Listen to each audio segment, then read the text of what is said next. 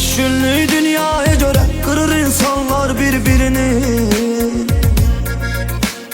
Gün gələcək inan mənə, tapacaq həqiqət öz yerini. Yalanların olmadığı, arzuların solmadığı bir dünya. Olaydı kaş elə dünya, niye olmadı amma.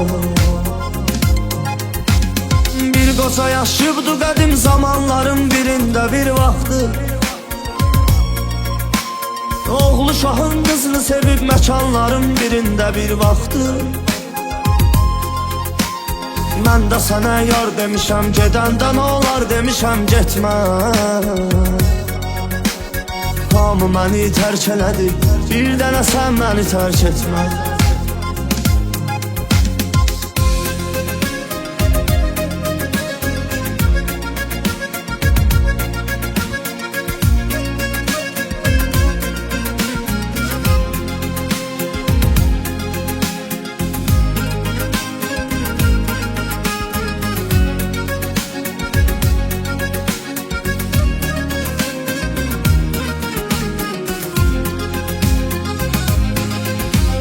Soruşma məndən bu günahkar şəhərin sakini kimlərdir?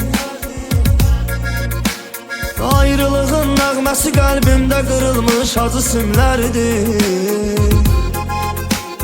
Hamı ürəklə can deməz, inan mənə yalan deməz özlər.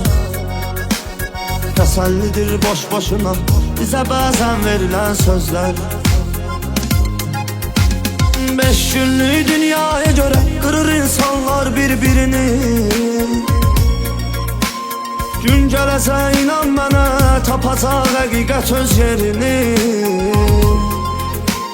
Yalanların olmadığı, arzuların solmadığı bir dünya. Olaydı kaş elə dünya, niye olmadı amma.